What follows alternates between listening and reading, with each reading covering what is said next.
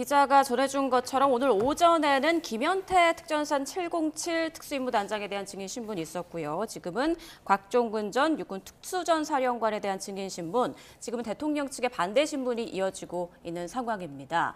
앞서 그 대통령 측에서 국회 현안 질의 관련한 영상과 김병주 민주당 의원 유튜브를 재생한 것으로 전해졌는데, 이 영상들을 재생하면서 윤 대통령 측에서 통화 횟수가 한 번에서 세 번까지 계속 바뀌고 있다. 이 부분에 대해서 좀 지적을 한 것으로 보입니다.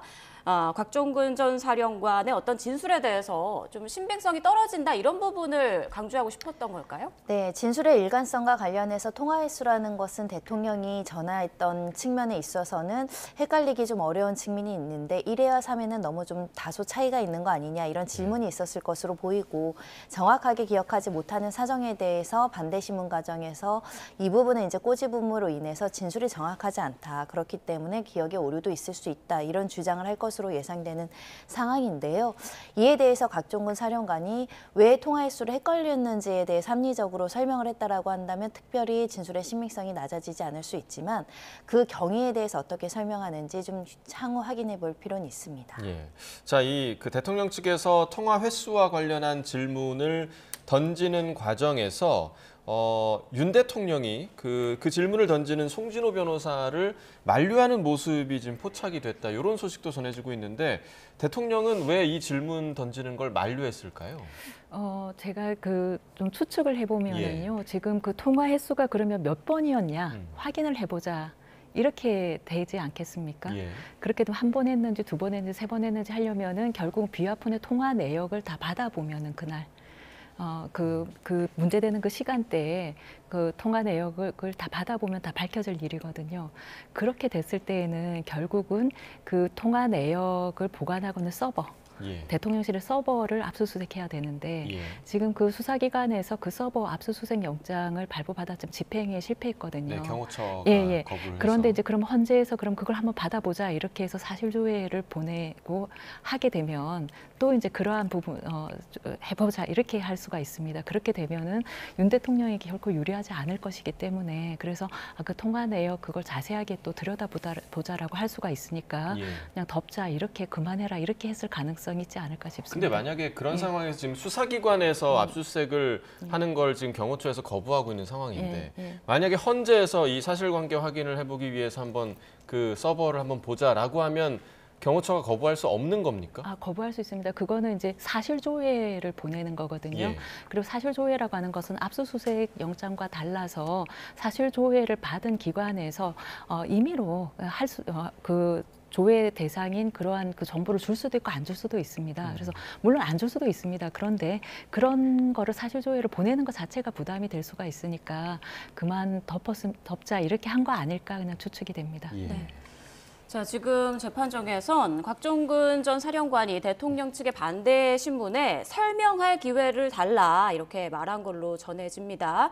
예, 아니요라고만 답하면 오해가 생길 우려가 있다, 이렇게 말한 걸로 전해지는데요. 대통령 측에서 곽종근 사령관의 그 해명 시도에 계속 질문을 이어가는 그런 상황이 좀 있었던 것으로 보입니다. 지금 대통령 측 변호인단이 19명으로 더 늘었다, 이런 소식도 전해지고 있는데, 지금 상황을 보니까 약간의 손발이 안 맞는 듯한 그런 모습도 좀 보이고, 대통령이 지금 구속된 상태이기 때문에 뭔가 조율할 시간도 없고 이래서 약간의 혼선이 좀 있지 않을까, 이런 생각도 드네요. 그러니까 변호사가 제대로 된 변론을 하려면 사실관계 자체를 장악하고 있어야 됩니다. 즉 내가 의뢰인이 알고 있는 모든 사실관계를 정확하게 파악하고 거짓 없는 구체적인 사실관계를 정리를 해야 되는데, 워낙에 의뢰인이 신분이 대통령이다 보니 궁금한 게 있어도 직접 묻기가 어렵고, 이 진실되게 하나하나 꼬치꼬치 물어볼 수도 없는 상황에서 개괄적인 사실관계를 가지고 증인 신문에 대한 탄핵을 위해서 반대 신문을 하다 보니 대통령은 알고 있는 사실을 변호인이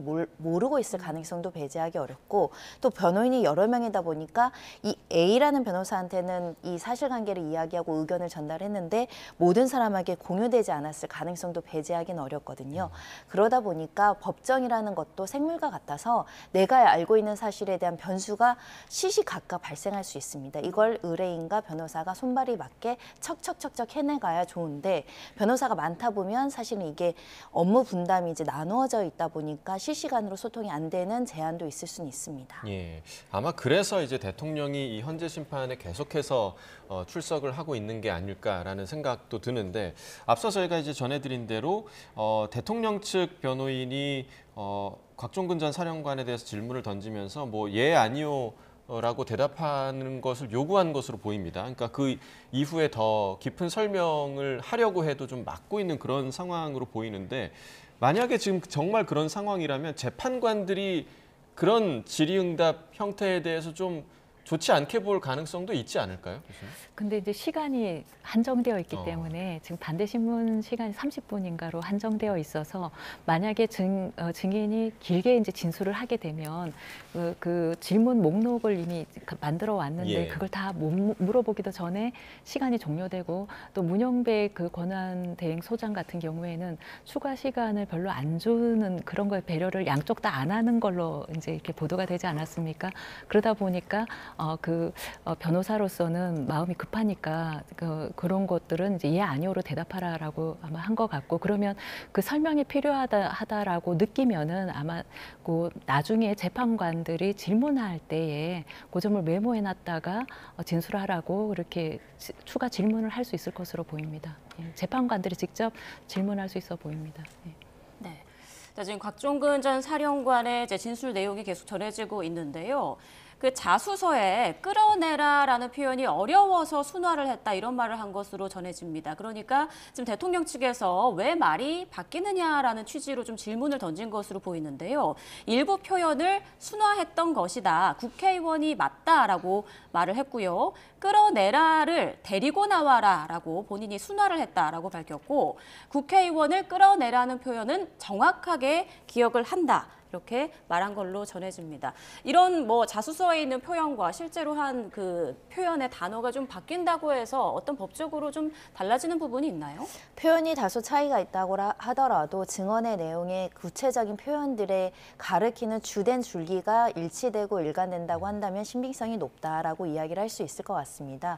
순화하려는 표현을 왜 했는지와 관련해서는 대상이 국회의원이다 보니까 순화할 의도도 충분히 개연성이 있다라고 볼 여지가 있다면 결국은 표현이 중요한 게 아니라 그 밖으로 끄집어내라는 불법적인 체포의 대상이 누구인지가 핵심적인 상황이기 때문에 핵심 상황은 변동되지 않은 것 같습니다. 네, 지금 말씀해 주신 대로 핵심 사항은 변동이 없는데 그걸 지금 대통령 측 변호인도 알 거란 말이죠. 그러니까 끌어내라와 데리고 나와라가 그냥 정도의 차이일 뿐이지 의도 자체는 동일한 의도일 텐데 대통령 측에서 이 질문을 던지는 이유는 뭘까요? 그러니까 이것도 뭐 신빙성에 대한 그런 의문을 제기하기 위해서일까요?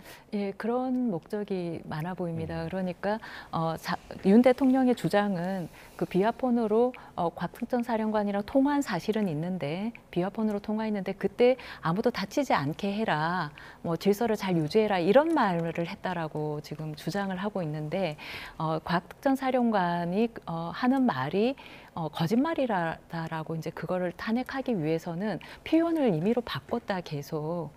그래서 내가 그런 말 한 적이 없는데 본인이 지어낸 말이다라고 하려면은 자꾸 앞에서는 데리고 나가라고 했다가 왜 나중에 끌어내라라고 그 표현을 썼냐, 나는 그런 말 한 적이 없는데 이렇게 하기 위해서 계속해서 이제 표현을 바꾼 부분을 공격을 하는 것으로 보입니다. 네. 자, 지금 재판정에서 계속 들려오고 있는 소식인데요. 윤 대통령이 키보드에 이제 입력해서 변호에게 어떤 의견을 전달하고 있는 것으로 전해집니다. 이제 가끔씩 보면 대통령이 뭐 메모를 이렇게 뭐 써서 변호인에게 보여주거나 이런 식으로 소통하는 게 보이는데 그 전까지만 해도 4차 변론까지인가요? 그때만 해도 직접 신문할 기회가 있지 않았습니까? 근데 지금은 상황이 안 되는 거죠? 그렇습니다. 재판관께서 제안했기 때문에 직접적인 신문은 어려우다 보니 내가 신문할 사항에 대해서 변호인에게 전달하고 이 변호사가 직접 이제 대신 신문하는 방식을 채택해야 되기 때문에 실시간으로 증언의 진술을 청취하고 반박할 수 있는 추가 질문을 전달했다고 봐야 될 것 같습니다. 형사법정에서도 민사법정에서도 흔히 있을 수 있는 일이기 때문에 이례적인 일은 아니고 대통령 입장에서 이 이야기를 듣다 보니 반대 신문 사항으로 준비하지 못한 질문 중에 추가할 할 질문이 생각난 것이고요. 그러면 앞서서 이 질문은 변호사가 추후에 다시 이제 신문 과정에서 이야기할 것으로 예상되는 상황입니다. 예. 앞서서 그 김용현 전 장관에 대한 증인 신문을 진행할 때 그때가 이제 첫 번째 증인 신문이었잖아요. 근데 그때는 대통령이 직접 김용현 전 장관과 이야기를 주고받고 뭐 대답을 받고 뭐 하는 그런 상황이 있었는데 그 이후의 변론기일부터는 헌법재판관들이 직접적인 증인 신문을 그러니까 피청구인의 증인 신문 자체를 지금 금지했단 말이죠. 그게 이유가 좀 어디에 있을까요? 그 김용현 국방부 장관에 대한 증인 신문 절차에서 윤 대통령이 직접 그 증인 신문을 할 때에 김용현 장관하고 상당한 교감이 있는 것 같은 인상을 줬습니다. 그 순간에요? 예. 예. 그래서 김용현 장관이 사실은 그 전에 그 계엄 발령 이후에 직후에 그런 태도하고 그리고 이제 윤 대통령이 담화문을 발표한 이후에 태도가 확 돌변을 하면서 그 전에는 그 윤 대통령하고 조금 상치되는 그런 입장도 좀 있었던 것 같은데 그때 그 증인 신문에서는 완전히 그 본인에게 불리한 진술인데도 윤 대통령에게 유리한 그런 방향으로 진술을 했었고 특히 윤 대통령이 직접 물어봤을 때는 굉장히 우호적으로 대답을 하는 것을 볼 수가 있었습니다. 그래서 이것이 어떤 윤 대통령의 영향력이 어떤 그런 증인에게 진술의 어떤 객관성을 좀 떨어뜨릴 수 있다 이런 어떤 그런 우려 때문에 아마 윤 대통령의 직접 신문을 좀 제안한 거 아닐까 싶습니다. 예. 네. 앞선 그 변론 때와는 글쎄요 조금 다른 윤 대통령의 그런 태도가 읽히는 부분인데 그전 변론기일 때도 그렇고 앞선 그 김연태 특임단장 때도 그렇고 좀 눈을 감고 청취를 하는 경우가 많았고 김연태 이제 단장의 그 진술이 신문이 끝난 뒤에 대통령에게 진술 기회가 부여됐을 때도 별다른 언급을 안 했단 말이죠. 그런데 지금 곽종근 전 사령관 증인 신문 때는 조금 적극적으로 보입니다. 아무래도 제일 경계되는 증인이라고 생각하고 있겠죠. 네, 핵심적으로 불리한 치명적인 증언의 진술이 나오기 때문에 이 부분과 관련해서 적극적으로 이것을 방어하지 않으면 내가 원하는 결과를 도출하기 어렵다라는 위기의식의 발로라고 봐야 될 것 같습니다. 이 탄핵 심판에서 가장 중요한 요소가 국회의원을 불법적으로 체포하거나 이제 끄집어내라는 행위였는데요. 그 행위에 대해서 지금 곽 전 사령관이 명확하게 진술하고 있기 때문에 이 부분을 탄핵하지 않으면 굉장히 불리한 처지이고 이것을 어떻게 탄핵하고 어떻게 이 신빙성을 깎아내릴지에 대한 고민이 앞서서 있었을 것인데 대리인단이 준비해온 반대 신문만으로는 지금 흔들리지 않고 있는 상황입니다. 네. 그러다 보니까 대통령이 즉석에서 여러 가지 아이디어를 제시하고 있는 게 아닐까 합니다. 예. 자, 지금 또 이런 질문이 나왔다고 합니다. 그러니까 김연태 특임단장에 대한 질문이 나왔는데 김연태 특임단장이 거짓말을 했나라는 질문을 지금 곽종근 전 사령관에게 대통령 측에서 질문을 했는데 대답은 지시의 출처를 몰랐을 것이다. 그러니까 곽종근 사령관이 전달받은 그 지시를 밑에다 또 이제 전달하는 과정에서 누가 이런 지시를 했다. 그러니까 그 주체를 아마 김연태 특임단장은 몰랐을 것이다라고 지금 대답을 한 것으로 보이죠. 그러니까 그 지시의 주체가 중요한 거잖아요, 지금. 그렇습니다. 네. 예. 그러니까 그 김연태 특임단장은 오늘 그 출석에서도 그런 체포 지시가 없었다라고 이제 그렇게 진술을 하고 있기 때문에 예. 그리고 체포 지시가 없었다는데 본인이 듣지 못했다는 얘기잖아요. 예, 그런데 처음에 이제 체포 지시가 없었다 이렇게 진술을 하고 나중에 이제 스피커폰으로 해서 다른 부대에서 듣고 자기가 전달받았다 이렇게 얘기를 하고 있어서 근데 자기는 직접적으로 체포 지시를 받지 않은 거는 맞거든요. 예. 그러니까 체포 지시가 없었다 이렇게 얘기를 하니까 그러면 그 체포 지시가 없었다는 그 진술에만 이제 포커스를 맞추면 김연태 특임단장은 체포 지시가 없었다라고 하는데 왜 체포 지시를 내가 했다라고 그렇게 거짓말하느냐 이렇게 이제 그렇게 따지는 것 같습니다. 예. 네, 지금 대심판정에서 좀 격한 분위기가 그런 상황이 벌어지고 있는 것 같습니다. 윤 대통령 측에서 호통에 가까운 어조로 곽종근 전 사령관에 대한 신문을 이어가고 있는 걸로 전해지고요. 대통령 측의 격한 질문에 곽 전 사령관이 그런 표현은 불편하다라고 말한 걸로 전해집니다. 그리고 15명으로 어떻게 국회의원을 끌어내냐. 윤 대통령은 국회의원이라고 말한 적 없다라고 지금 대통령 측에서 또 주장을 하고 있는 것으로 보입니다. 아무래도 요원이 아니라 의원이 맞다라는 이 언쟁에 대해서 지금 얘기가 나오는 것 같은데 앞서 김현태 특임단장 같은 경우는 명확히 끌어내라, 국회의원 이런 단어는 듣지 못했다라고 말을 했는데 곽 전 사령관은 의원이 맞다라고 지금 확신을 하고 있는 그런 상황이잖아요. 그러니까 이런 증인신문의 절차는 재판관들이 제지를 해야 되는 상황입니다. 예. 증인이 나와 있는데 증인에 대해서 증인이 알고 있는 사실관계를 객관적으로 물어봐야 되는 것인데 감정적으로 뭔가 피의자를 치조하듯이 내 의견과 주장에 배치되는 주장을 한다고 압박을 하는 것과 다름없는 장면이거든요. 예. 증인 절차는 객관적 사실을 물어보는 거지 의견을 강요하거나 생각을 주입해서 유도해서는 안 됩니다. 그런 측면에서는 지금 대통령 측 대리인들이 매우 불안한 상황에서 이 증인에게 압박감을 행사하면서 이 증인에게 심리적으로 위축하려는 시도를 하고 있다라고 해석할 수밖에 없습니다. 예. 자, 이런 분위기를 지금 재판관들은 좀 어떻게 바라보고 있을까요? 윤 대통령 측에 결코 유리하지 않은 정황입니다. 그래서 지금 그 손 변호사님 말씀하신 것처럼 증인 신문에 있어서 중요한 것은 그 증인의 증언의 신빙성을 탄핵하려면 그 증인의 증언이 앞뒤가 안 맞는 점들. 서로 전에 했던 말하고 나중에 했던 말이 모순된다든지 다른 사람의 진술과 모순된다든지 객관적인 정황과 맞지 않는 점들 이런 것들을 예리하게 뚫고 들어가서 그 모순점을 밝혀내야 성공하는 것인데 그게 아니고 감정적으로 이렇게 흥분해가지고 호통치고 이렇게 하게 되면은 벌써 이제 그 증언의 신빙성을 깨기가 어려워서 화를 내는 거구나 이렇게 되는 거거든요. 그래서 그 부분은 굉장히 조심해야 될 사안이라고 보입니다. 네. 자, 지금 비슷한 상황이 계속 벌어지는 것 같습니다. 일단 곽종근 전 사령관 대통령 지시 묵살했다는 말 동의 못해 이런 말을 한 것으로 전해지는데요. 이 앞서서 대통령 측에서 사령관은 장관과 합참의장의 지시를 받는다. 대통령 전화에 복명복창을 안 할 수가 있나? 라고 이제 따져 물었더니 곽종근 전 사령관이 대통령 지시 묵살했다는 말에 대해서는 동의를 하지 못한다. 이렇게 말한 걸로 전해집니다. 지금 대통령 측에서는 어떤 전략이라고 봐야 할까요, 변호사님?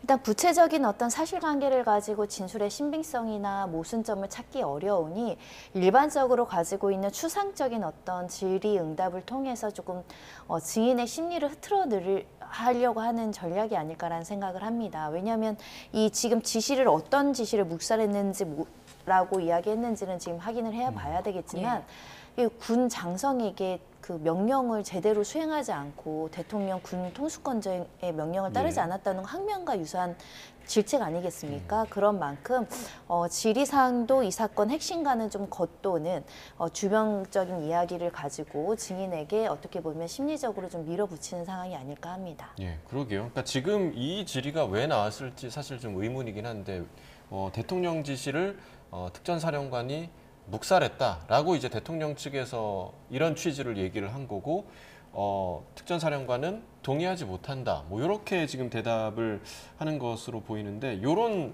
질의응답이 왜 지금 맥락상으로 좀 왜 나왔을 거라고 좀 보십니까? 그러니까 이제 그 지시 대통령 지시라고 하는 것이 어떤 지시였는지를 지금 확인이 안 돼서 말씀드리기 좀 어려운 점이 있는데 지금 현재 밝혀진 대로만 정보만 가지고 추측을 해보면 윤 대통령이 비화폰으로 곽 특전사령관에게 했다는 말은 본인 주장은 그 아무도 다치지 않게 하고 질서를 유지해라 이런 지시를 했다고 하는데 그 지시를 어기고 뭐 끌어내려고 했느냐, 뭐 내 지시를 무시했느냐, 뭐 이런 식으로 질책한 건가, 뭐 이런 좀 추측이 됩니다. 이건 확인을 해봐야 될 것 같습니다. 이후에 이제 녹취가 들어오면 저희가 조금 더 정확한 걸 볼 수 있을 것 같고요. 네. 또 이 멘트 중에 사령관은 장관과 합참의장의 지시를 받는다.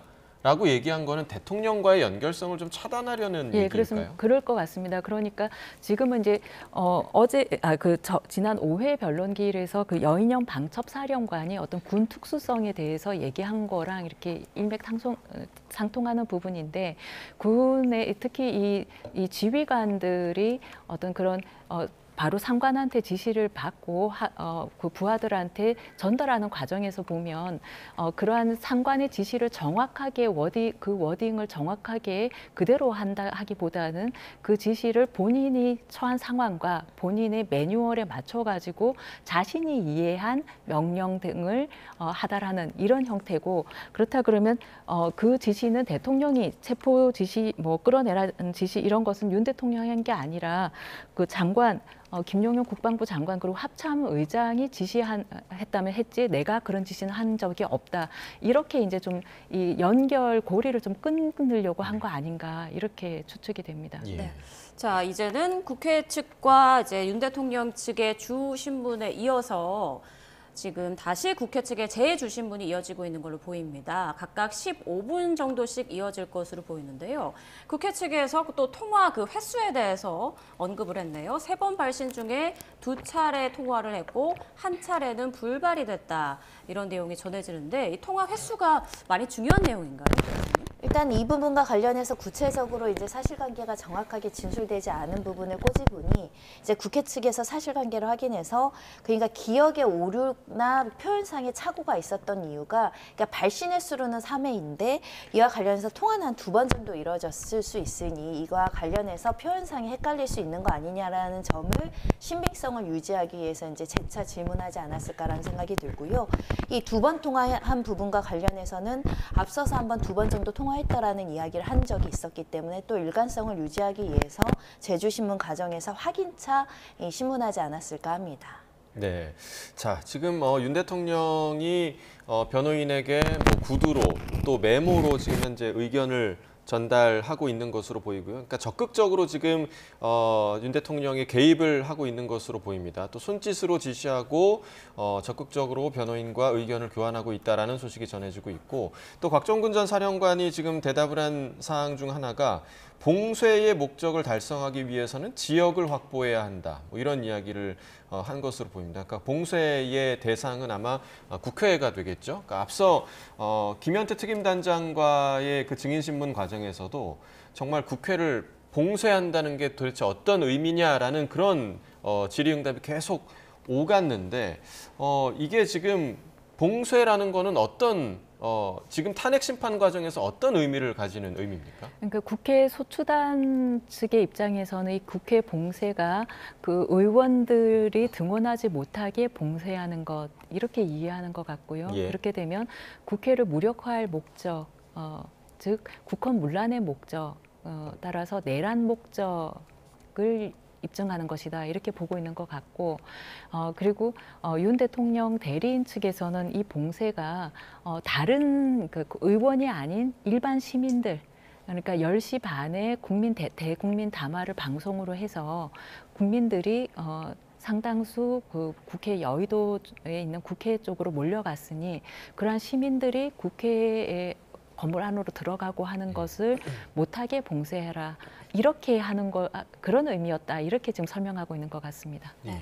자, 지금 오늘 곽종근 전 사령관의 증인신문에서 가장 중요했던 부분이 국회의원들을 끌어내라고 윤 대통령이 직접 지시했느냐 이 부분이었잖아요. 앞서 곽종근 전 사령관 윤 대통령이 비화폰으로 이제 밤에 전화를 했고 지시 대상이 국회의원이 맞나라는 질문에 정확히 맞습니다라고 답을 했고 본관 안에 요원이 없어서 국회의원이라고 생각했다 이런 진술이 있었단 말이죠. 이 부분으로 좀 충분히 어느 정도 확실하게 좀 증명이 됐다라고 볼 수 있을까요? 이 진술은 여러 차례 반복적으로 이루어졌고 본인에게 형사상 굉장히 불리한 자백과 가까운 진술임에도 불구하고 법정에서 지금 선서에서 증언을 한다는 측면에서는 증언의 신빙성을 높게 평가할 수밖에 없습니다. 더군다나 이 신빙성을 낮추려는 반대 신문이 계속적으로 이어짐에도 불구하고 별다른 사유는 지금 확인되지 않고 있거든요.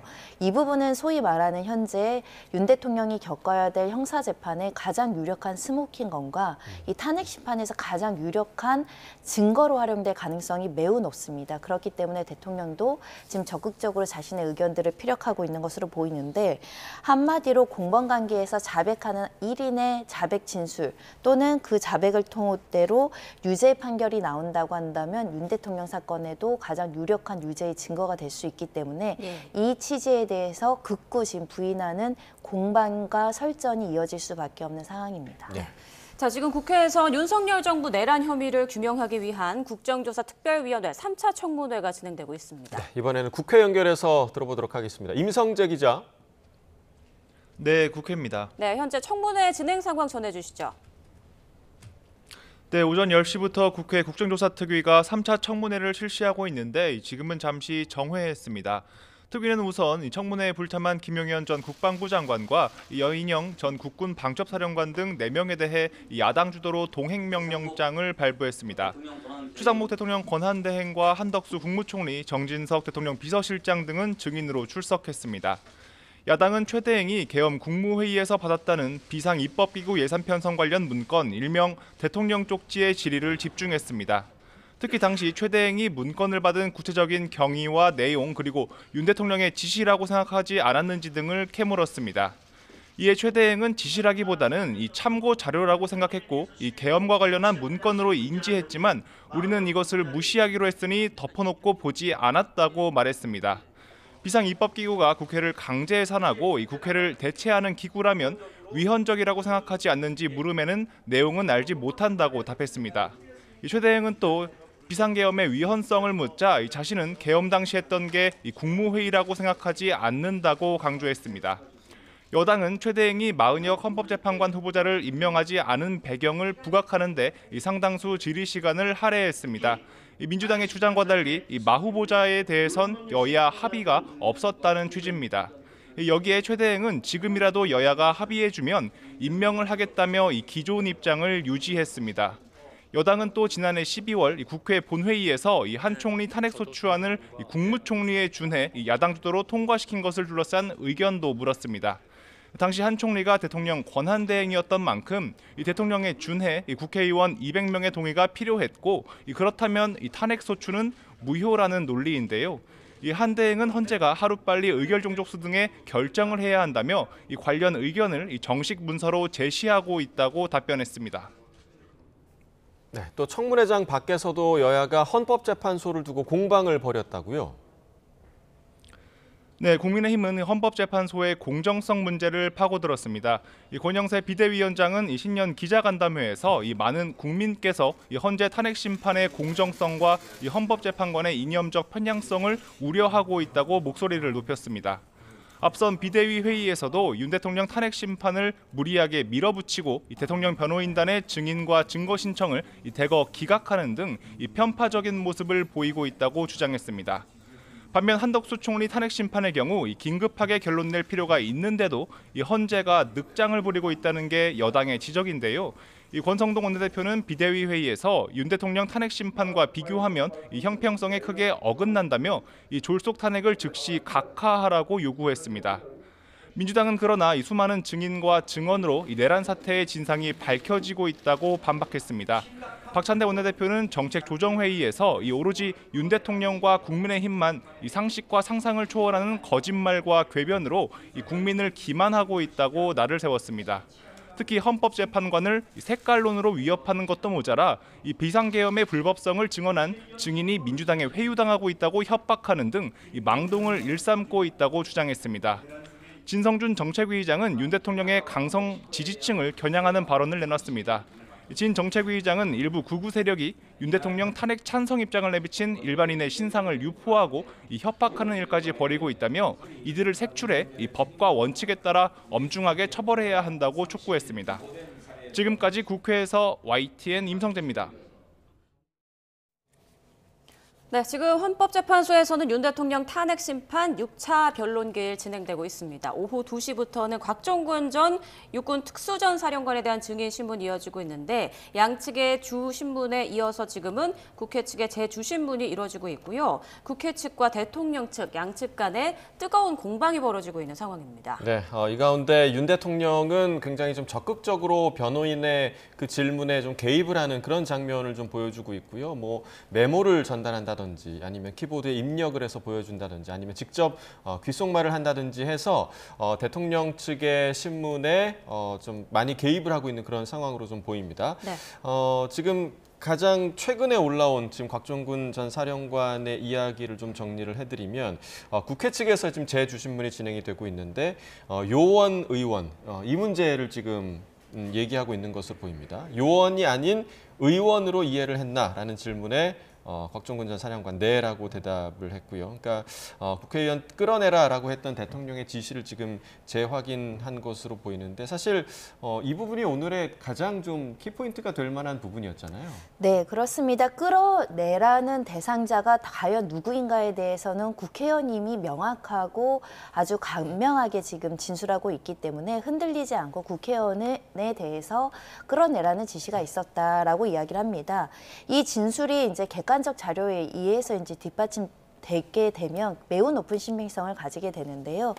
이 관련된 진술과 관련해서는 이미 김현태 특임 단장이 나와서 뭐 국회의원과 관련해서 본인은 직접적으로 듣지 않았지만 다른 직원들이 영상회의를 통해서 들은 내용들을 뒷받침하기도 했었고요. 일부 보도에 따라서는 이 영상회의를 본 다른 부대원들의 목격담이 전달되고 있고 또 이 지시를 듣고 휴대전화에 메모를 작성했다라는 자료도 검찰이 확보되고 있습니다. 즉, 이 진술은 지금 곽 전 사령관 혼자만의 일방적인 주장이 아니라 다수의 관계자들과 목격자들에 의해서 뒷받침될 뿐만 아니라 앞서서 오전에 나온 김현태 특임 장관도 비슷한 취지의 말, 그러니까 150명에 대해서 이야기를 했다는 부분이라든가 이런 내용들이 중복적으로 지금 나오고 있는 상황이기 때문에 이 끌어내라는 지시가 요원이 아니고 국회의원이라는 점은 합리적인 의심 없이 어느 정도 인정될 수 있는 상황이 아닐까 생각합니다. 네. 자, 지금 국회 측에서는 의원 끌어내라는 지시에 대해서 수행 불가 판단했나라고 이제 곽 전 사령관에게 질문을 했고요. 곽 전 사령관은 707 단장과 통화한 뒤에 작전을 그만하자고 했다. 김현태 단장에게 들어가지 마라, 멈춰라라고 지시를 했다라고 진술을 한 것으로 전해지고 있습니다. 지금은 다시 윤 대통령 측의 재반대 신문이 시작됐습니다. 자, 오늘이 이제 6차 변론기일이고 앞으로 다음 주까지 8차 변론기일까지 예정돼 있는데요. 앞으로 또 어떤 증인을 또 주목해봐야 될까요? 지금 특히 메모, 비상입법기구 메모와 관련해서 이것이 만약에 제50 때 12.12 사태에서의 국가보위법 회의와 같은 그런 국회 대책기구를 의미하는 것이라 그러면 이거야말로 이제 내란죄의 국헌 문란의 목적을 입증하는 결정적인 증거가 될 수가 있거든요. 네. 그런데 김용현 장관은 그것이 아니라 기획재정부 안에 있는 그런 대통령의 긴급 재정 경제 명령 발령을 위한 것이다. 이렇게 지금 변수하고 있는데 어떤 것이냐와 관련해서도 특히 이제 그리고 누가 그 쪽지를 건네줬느냐 하는 부분에 있어서도 좀 진술이 엇갈리는 부분이 있거든요. 그래서 최상목 권한대행 같은 경우에도 이 증인으로 출석해서 그 부분에 있어서 다시 한번 진술을 할 필요가 있고 그리고 그 쪽지를 건네준 사람이 아마 다른 직원으로 보이는데 그 사람도 나와야 될 것으로 보이고요. 홍장원 국정원 1차장이 그 메모를 본인이 작성한 게 아니고 보좌관을 통해서 작성했다라고 얘기하고 있는데 보좌관이 누구냐를 밝힐 수 없다라고 했습니다. 근데 그 보좌관이 나와서 좀 진술할 필요가 있지 않은가 등등 이 지금까지 진행된 변론 절차에서 진술이 서로 엇갈리거나 객관적인 정황과 미세하게 좀 엇갈리는 부분들이 있는데 굉장히 중요한 쟁점들인 것들이 있거든요. 그런 부분들에 있어서는 그런 사람들의 진술을 다시 들어봐야 되지 않을까 싶습니다. 네, 자 지금 대통령 측의 재반대 신문이 이어지고 있는데 질문이 이제 대통령이 의원들을 이탈시키라고 했나 그런 질문에 네라고 했고 정확하게 이제 국회의원이라는 단어를 썼느냐라고 지금 질문을 한 것으로 보입니다. 하지만 곽종근 전 사령관 국회의원을 끌어내라고 본인은 이해를 했다. 이렇게 대답을 했습니다. 그러니까 이런 지금 공방이 계속 이어지고 있고 국회 측에서도 이 내용을 재확인하기 위한 그런 질문을 던지고 있는데 앞서 저희가 이제 다른 증인들에 대한 이야기를 좀 했는데 오늘 곽종근 전 사령관 이후에 박춘섭 경제수석이 이제 조금 전에 저희가 좀 화면도 보여드리기도 했습니다만 오늘 증인으로 이제 대통령 측의 신청 증인으로 채택이 됐단 말이죠. 박춘섭 경제수석이 해줄 수 있는 말은 뭐가 있겠습니까, 변호사님? 그 피청구인을 위해서는 이런 발언을 할 수 있을 것 같습니다. 그 당시에 이제 대통령이 계엄을 선포하면서 그 정당성을 설파하면서 이 민주당이나 국회에서 예산을 삭감하며 무리한 조치들을 하는 바람에 대한민국의 행정부 기능이 마비되고 특히 검찰 관련한 예산이나 이런 각종의 예산을 삭감함으로 인해서 기능이 정상적으로 돌아갈 수 없는 비상 상태였기 때문에 내가 비상계엄을 선택할 수밖에 없었다라고 이제 주장을 했거든요. 그 부분과 관련해서 예산 삭감과 그 예산이 삭감됨으로 인한 경제적 파급 효과, 경제적 악영향에 대해서는 또 대한민국의 어떤 정책을 수립하는 최고위 정점에 있는 경제수석이 나름대로의 합리성을 가지고 설명할 수 있을 걸로 보이기 때문에 그 부분, 계엄 선포의 적법성과 합헌성을 본인들 시각에서 이 부분에 대한 행정상의 마비, 기능상의 마비가 이 국회 예산 삭감이라든가 여러 가지 이제 야당의 횡포로 인해서 이루어진 것이 아니냐라는 이제 주시문이 있을 것으로 예상이 되고요. 국회 측에서는 그에 대응해서 반대 신문으로 여러 가지 어려움이 있다라고 하더라도 비상 조치는 좀 극단적인 조치이고 그리고 필요 최소한도의 어떤 수단만을 선택해야 함에도 불구하고 정치적인 수단이나 다른 수단을 선택하지 않은 것은 이거는 조금 가행 조치 아니냐 이런 취지로 반대 신문이 이어지지 않을까 예상하고 있습니다. 네. 자, 교수님 어떤가요? 그러니까 지금 6차 변론기일까지 진행이 됐고 8차까지 이제 예정이 돼 있는데 추가로 또 변론기일이 지정될 가능성이 있는지 그리고 헌재의 최종 판단, 윤 대통령 파면 여부에 대한 최종 판단은 언제쯤 나올까요? 지금으로서는 뭐 속단하기 좀 어려운 면이 있습니다. 그래서 그 윤 대통령 대리인 측에서 신청한 증인들의 목록이 아직 남아 있어서 예. 이 중에 그 일부 채택하고 일부는 채택 안 했는데 지금 현재 분위기로서는 만약에 그 모두 다 지금까지 채택한 증인들만 한정하고 나머지는 다 증인 채택 신청을 증인 신청을 다 기각하면은 또 절차적 불공정성이나 편향성 이런 것에 대해서 또 공격을 받을 수가 있고 또 그것을 지켜보는 그 국민들 중에서도 이건 좀 불공정하다 이렇게 느낄 수 있는 부분도 있을 수가 있어서 헌재가 좀 신중하게 증인 신청 목록 중에서 명백하게 그런 절차의 지연을 위한 것이다라고 생각되는 그런 증인 목록은 그런 증인에 대해서는 기각할 수 있겠지만 이 사안의 어떤 본질을 밝히기 위해서 필요하다라고 그러면 그 증인 채택을 해서 충분한 어떤 그런 방어권을 보장해 줘야 하지 않을까 싶습니다. 그런 부분에 있어서 절차적인 공정성에 대한 그런 공격의 빌미를 주게 되면 헌재가 어떤 결론을 내리더라도 그것에 대해서 승복하지 못하는 국민이 상당수 생기게 되고 그러면 헌법재판소의 결정이 그것을 통해서 국정의 혼란과 대립과 분열 이런 것을 어떤 일단락하고 새롭게 시작하는 계기가 되는 것이 아니라 새로운 갈등과 대립의 계기가 될 수가 있거든요. 그런 면에서 헌재가 조금 더 신중하게 절차를 좀 더 차근차근 밟아가는 그런 모습을 보여주는 것도 그래서 국민들에게 예를 들면 양측이 이렇게 대립돼 있지 않습니까? 그러면 그 반대 측의 입장에서 봤을 때에도 절차는 공정했어. 주장하라는 거 다 받아줬어. 그런데도 우리한테 불리한 결론이 나왔네. 이렇게 했을 때 중간에 있는 중도에 있는 입장에 있는 국민들은 그래도 그건 승복해야 된다.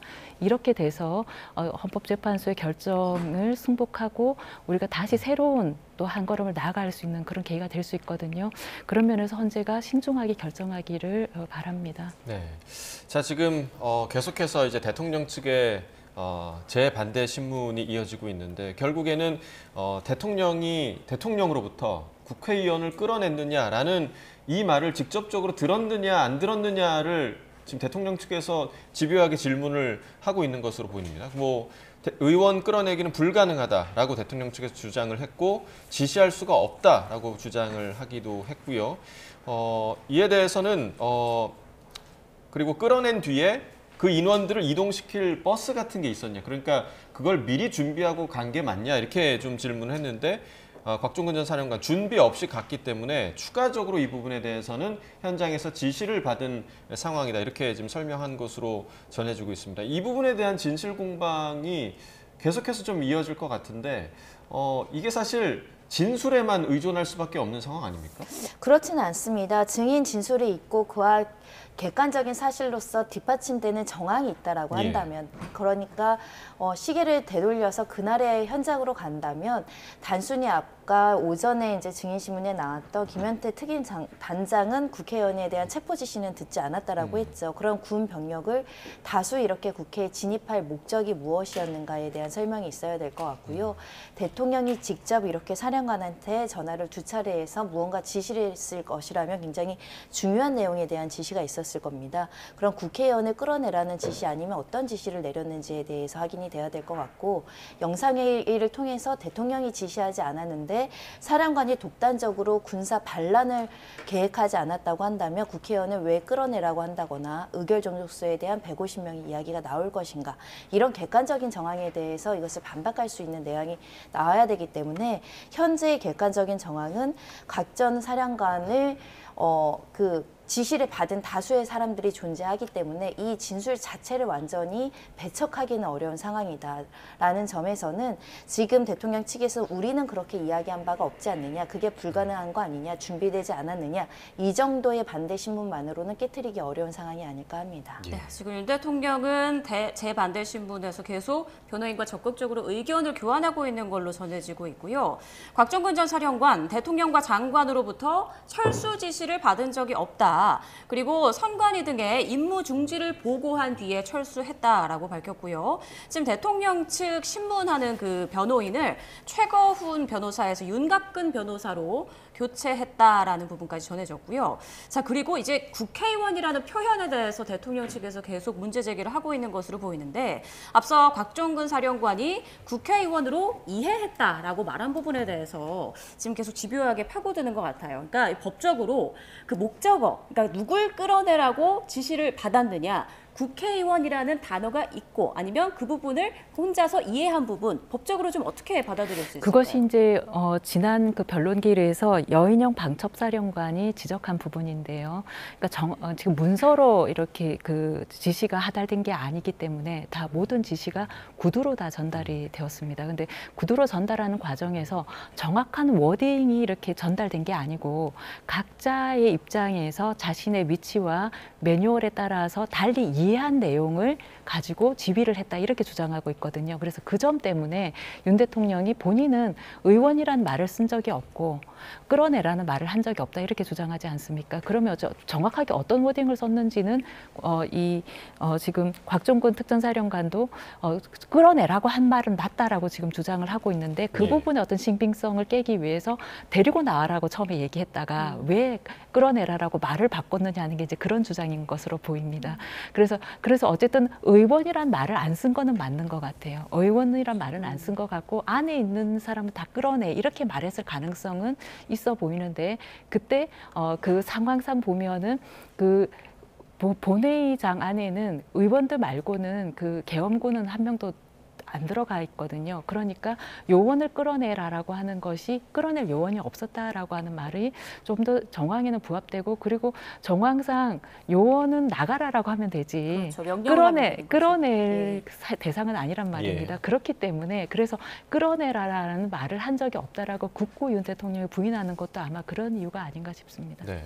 자, 의원을 끌어내라 혹은 요원을 끌어내라. 사실 이 진실 공방이 계속되고 있는데, 이번 탄핵 심판에서 이 끌어내라, 이 부분이 중요한 이유가 어디에 있습니까, 변호사님? 계엄 선포를 한다고 하더라도 국회의원의 의결권 행사를 제약할 수 없다는 게 헌법의 기본 원칙이기 때문에 국회의원들에 대한 의결권 행사를 방해한 것을 넘어서 무력으로 영장 없이 체포하고 이것을 또 이동한다라는 것, 또 특정 장소로 이동해서 감금한다는 건 모두 다 영장 없는 체포 감금이 될 수 있기 때문에 헌법에 지대하게 위반되는 사유가 될 수 있을 뿐만 아니라 이 국회의원들에 대한 무력으로 어떻게 제압을 해서 끌어내는 행위는 곧바로 이제 계엄의 의결이 안 되도록 하는 방해 행위로 간주될 수 있기 때문에 이 자체가 중대한 헌법 위반이 될 수 있는 중요한 사실관계이고 주요 사실관계입니다. 네, 알겠습니다. 지금까지 차진아 고려대 법학전문대학원 교수, 그리고 손정혜 변호사와 함께 법적 쟁점들 짚어봤습니다. 고맙습니다.